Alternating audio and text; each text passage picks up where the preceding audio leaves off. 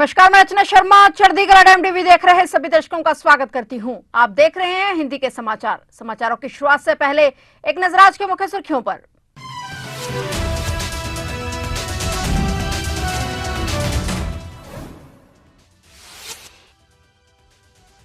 आज राष्ट्रपति द्रौपदी मुर्मू ने संगम में लगाई डुबकी। अक्षयवट और लेटे हनुमान मंदिर में भी किए दर्शन। प्रयागराज जाने वाले हाईवे पर 300 किलोमीटर तक लंबा ट्रैफिक जाम।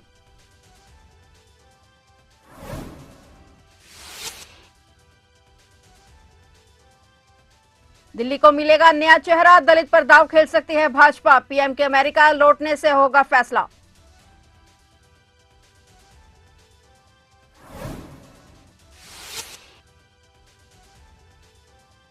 तिरुपति लड्डू विवाद में एक्शन, सीबीआई ने 4 लोगों को किया गिरफ्तार। आपूर्ति के हर चरण में हुआ गंभीर उल्लंघन।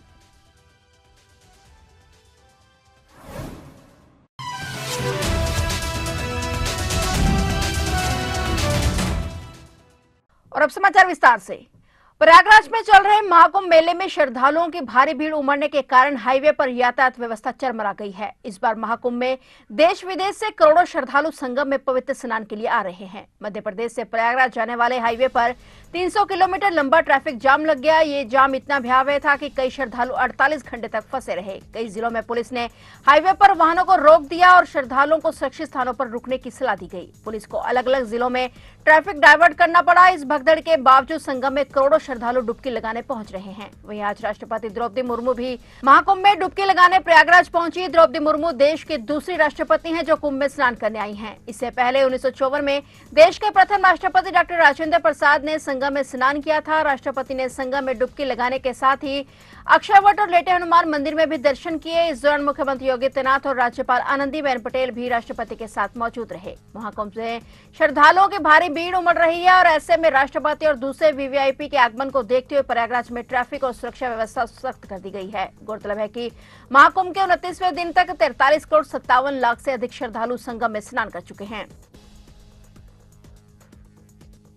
दिल्ली के नए मुख्यमंत्री का शपथ ग्रहण समारोह 13 फरवरी के बाद होने की संभावना है। प्रधानमंत्री नरेंद्र मोदी 10 से 13 फरवरी तक फ्रांस और अमेरिका के दौरे पर रहेंगे। 26 साल बाद सत्ता में वापसी कर रही भाजपा चाहती है कि नई सरकार के शपथ ग्रहण में पीएम भी मौजूद रहे। इस बीच नए मुख्यमंत्री को चुनने के लिए पार्टी में कवायद भी तेज हो गई है, जिसके तहत भाजपा अध्यक्ष जेपी नड्डा ने केंद्रीय गृह मंत्री अमित शाह से मुलाकात की। पार्टी सूत्रों के मुताबिक नड्डा और शाह की करीब 1.5 घंटे तक चली बैठक में सीएम पद के लिए चेहरा तय करने और सरकार के गठन के पर बातचीत हुई। अभी कुछ ही और बैठकें हो सकती हैं। शनिवार को भी विधानसभा चुनाव के नतीजे आने के बाद भाजपा मुख्यालय में शीर्ष पार्टी नेताओं की बैठक हुई थी। इसमें प्रधानमंत्री भी मौजूद रहे थे और सीएम पद के लिए केजरीवाल को शिकस्त देने वाले प्रवेश वर्मा सहित कई नाम हैं। इस पद पर चेहरा तय करते समय बिहार विधानसभा चुनाव सहित कई सियासी समीकरणों का ध्यान रखा जाएगा। इस पद की जिम्मेदारी किसी दलित चेहरे को भी दी जा सकती है। खैर, अब देखना होगा कि राजधानी के सिंहासन पर कौन काबिज होता है।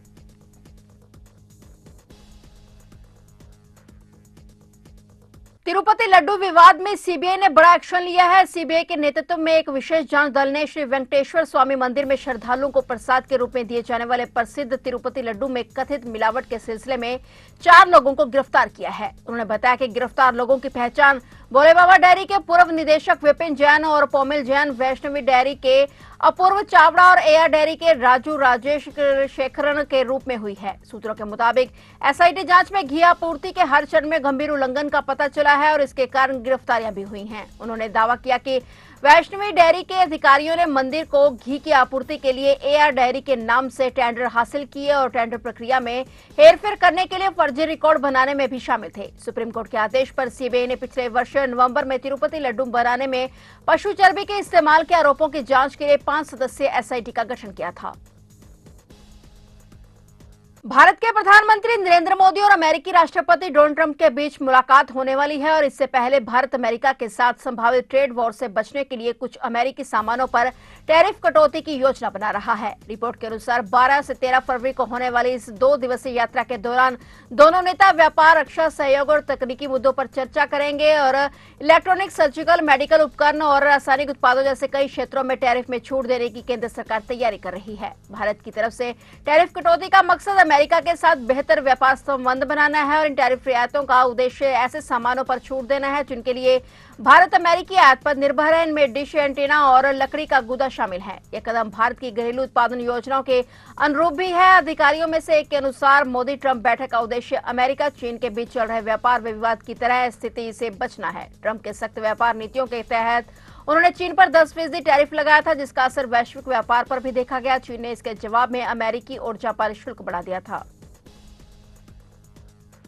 प्रधानमंत्री नरेंद्र मोदी ने आज परीक्षा पे चर्चा कार्यक्रम में भाग लिया। यह कार्यक्रम नई दिल्ली स्थित प्रगति मैदान के भारत मंडपम में आयोजित हुआ। यह पीपीसी का 8वां संस्करण है और इस साल यह विशेष रूप से परीक्षा से संबंधित तनाव को कम करने पर ध्यान केंद्रित करने के लिए किया गया है। इस दौरान पीएम मोदी ने छात्रों, शिक्षकों और अभिभावकों से परीक्षा के तनाव को कम करने के उपायों पर चर्चा की ताकि वे परीक्षा के तनाव से उभर सकें। प्रधानमंत्री नरेंद्र मोदी ने परीक्षा पे चर्चा कार्यक्रम की शुरुआत 2018 में की थी और इस कार्यक्रम के जरिए पीएम मोदी छात्रों, उनके माता पिता और शिक्षकों से सीधा संवाद करते हैं। यह एक इंटरैक्टिव सत्र होता है जिसमें प्रतिभागियों को प्रधानमंत्री से अपने सवाल पूछने का मौका मिलता है। इसका उद्देश्य परीक्षा के तनाव को कम करना और विद्यार्थियों को सही दिशा में मार्गदर्शन देना है। वहीं आज इस बार प्रधानमंत्री नरेंद्र मोदी से सीधे बातचीत करने के लिए सभी राज्यों और केंद्रशासित प्रदेशों के राज्य केंद्रशासित प्रदेश बोर्ड, सरकारी स्कूलों, केंद्रीय विद्यालय, सैनिक स्कूलों, एकलव्य मॉडल आवासीय स्कूलों और सीबीएसई और नवोदय विद्यालयों से 36 छात्रों का चयन किया गया है।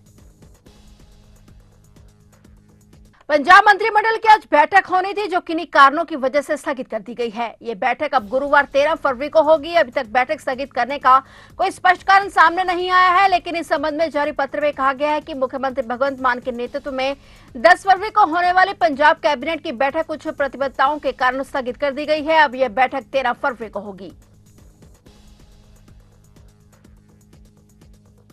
दिल्ली में जहां बीजेपी की प्रचंड जीत हुई है, वहीं आम आदमी पार्टी को इस बार बड़ी हार का सामना करना पड़ा, जिसके चलते कई नेताओं ने अपनी प्रतिक्रिया दी है। इस बीच किसान नेता सरवण सिंह पंदेर ने भी आम आदमी पार्टी की हुई हार को लेकर बड़ा बयान दिया है। उन्होंने आम आदमी पार्टी को लेकर मुख्यमंत्री भगवंत मान को भी नसीहत दी है। सरवण पंदेर ने कहा कि आम आदमी पार्टी का पंजाब में भी ऐसा ही हाल होगा यदि यहाँ आप सरकार और सीएम भगवंत मान ने किसानों के लिए कोई और बड़ा काम नहीं करके दिखाया।